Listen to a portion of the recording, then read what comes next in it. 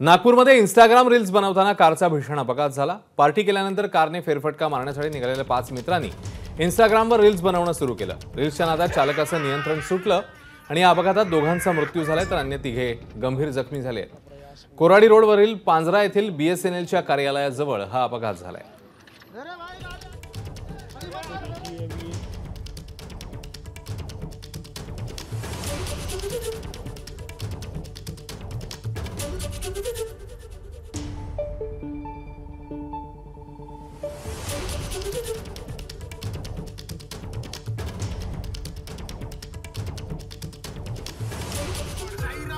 नागपूरमधली ही घटना आहे आणि हा व्हिडिओ देखील आता समोर आलेला आहे। हाच व्हिडिओ बनवताना तो अपघात झाला। कारवरचं नियंत्रण सुटलं ज्याच्यामध्ये दोघांना आपला जीव गमवावा लागलाय।